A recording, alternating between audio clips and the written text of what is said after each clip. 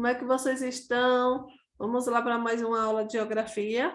Então, pessoal, nós estamos praticamente aí finalizando o ano, nas últimas aulas do ano aí de 2021, caprichando aí todos vocês. Então, vamos lá para mais uma aula. Deixa eu compartilhar aqui meu slide. Calma aí, viu?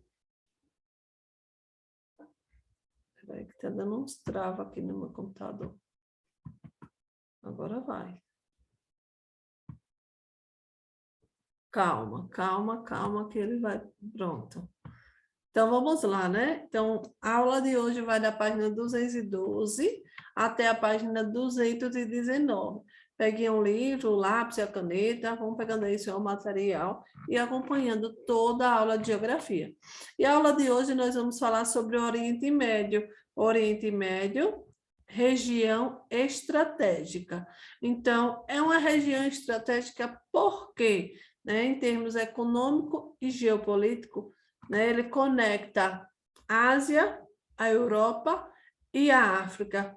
Então, nesse território estão localizadas as maiores jazidas de petróleo do mundo, que enriquece, né? Que enriqueceram os monarcas, cheques e transformaram áreas desérticas em cidades com centros de alto luxo. Então, essa região é composta por quantos países? 15 países, e ocupa uma área de 6,8 milhões de quilômetros quadrados, na qual se concentra uma população de aproximadamente 350 milhões de habitantes, a maioria árabes de religião muçulmana. Israel, cuja sua população é predominantemente judaica, é uma exceção. No Oriente Médio existem tensões, conflitos entre, por exemplo, israelitas, judeus e árabes, os muçulmanos. A posse das jazidas de petróleo e o controle do fluxo também motivam enfrentamento entre os países. Aqui vocês observem uma imagem, certo, de Doha, capital de Catar. É uma das cidades que mais recebem grandes investimentos para garantir a atração de consumidores das classes médias e altas dos países europeus, americanos e asiáticos. Esse novo Oriente Médio também passou a receber importantes centros esportivos. Na fotografia, né, vocês observam aí que é a área do Estádio Internacional e de Califa. Então, no Oriente Médio existem muitos e muitos conflitos, muitas tensões, mas também vocês observam que existem, né, várias e várias cidades, né, com toda uma riqueza e também cidades que recebem vários investimentos. Falando agora sobre os aspectos físicos, né, do Oriente Médio, os aspectos físicos constituídos por planaltos, né, por montanhas. As planícies, em geral, está entre o litoral, né, no interior da região, entre os rios Tigres e Eufrates, localiza-se a planície da Mesopotâmia, de grande valor histórico-cultural, em virtude do predomínio de climas desérticos e semiáridos. Os desertos marcam presença na maioria das paisagens, a grande amplitude térmica caracterizada na região que levou a população a se concentrar em cidades como Damasco, na Síria, e Riad, na Arábia Saudita. Nessas localidades apresenta de oásis. Então, o Oriente Médio, quero que vocês entendam, que é uma região, né, que enfrenta um maior estresse hídrico do planeta. E aí eles precisam produzir e eles precisam consumir, né? Então, aumentou bastante o consumo de água e essa exploração de áreas irrigadas. Então, vai se agravar mais ainda. E além dessa questão da irrigação, tem todo um outro problema que cresce, né, junto com a irrigação, que é a contaminação dos aquíferos, né, o desperdício, e aí existe uma previsão que tenham outros meios de conflito, de disputa, que é o uso, né, o uso da água. Então, também uma previsão que disputa, vão começar um grande conflito aí pela água. E aí nós temos falando um pouquinho agora sobre o petróleo. E a região, ela concentra as maiores reservas de petróleo do mundo, como eu falei já. É a principal exportadora do mundo.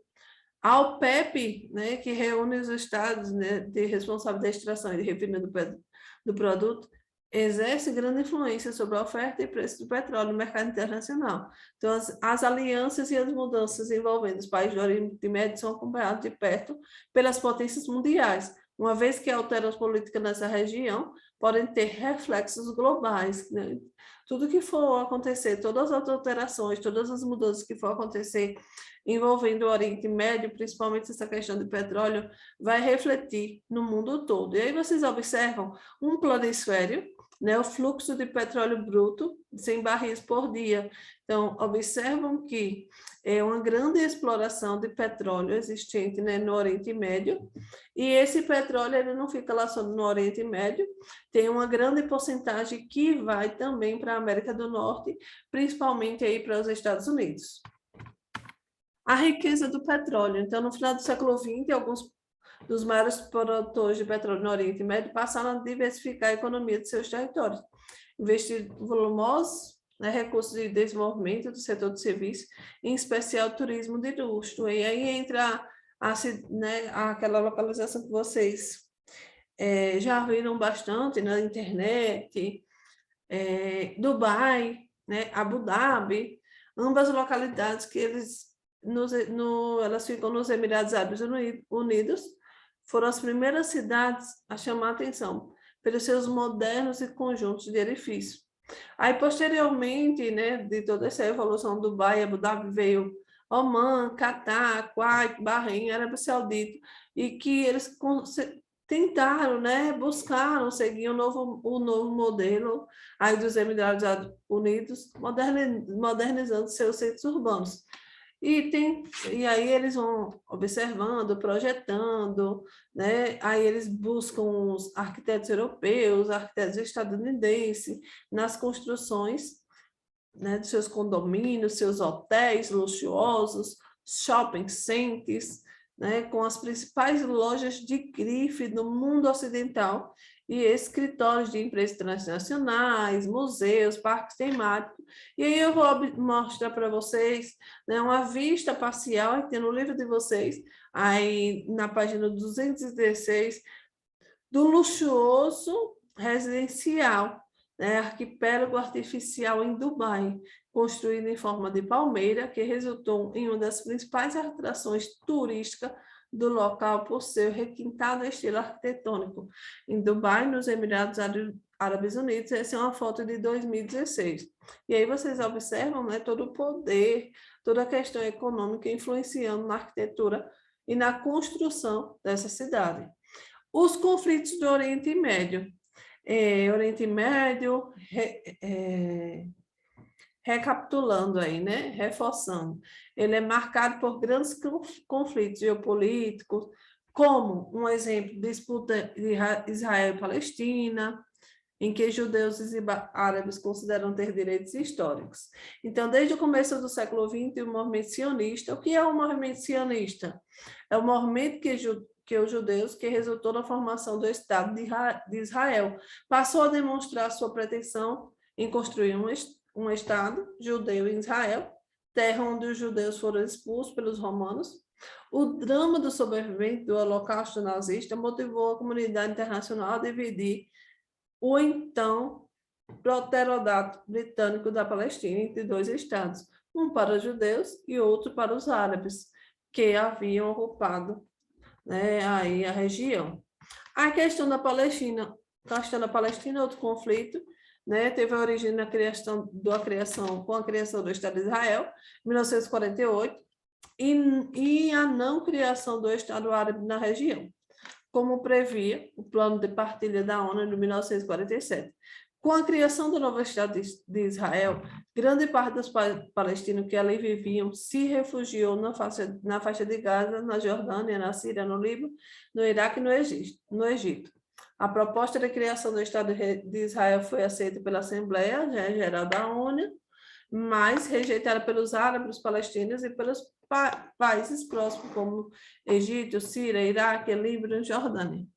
em 1948, os conflitos se multiplicaram. E aqui vocês observam nessa tabela sucessivas, né, guerras contra o Estado de Israel.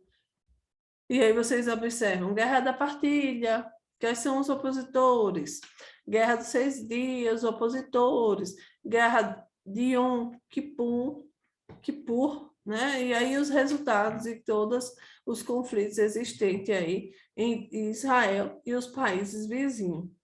E aí, né, todos esses confrontos existentes, eles buscam, a ONU, né, busca a questão da paz. É um difícil processo de paz. Ao longo de vários anos, né, houve momentos de muita tensão entre árabes e judeus na região, e a radicalização dos setores de ambos os lados dificultou ainda mais qualquer possibilidade de paz. Então, cada dia que vai passando, essa busca da paz vai sendo complexa, né, acontecer. Então, o primeiro processo de paz, iniciado em Madrid, em 91, foi abortado com o assassinato em 1995 do primeiro-ministro de Israel.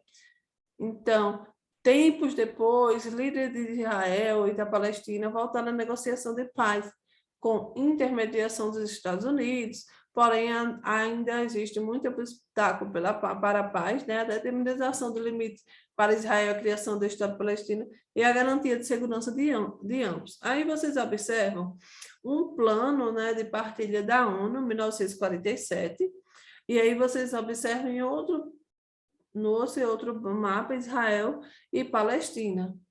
E isso aí é bem histórico, né? Então, é muito complexo falar sobre essa questão da paz, porque eles vivem sempre em conflito. Os conflitos e o petróleo. E aí vem mais outro, né, ponto de conflitos no Oriente Médio.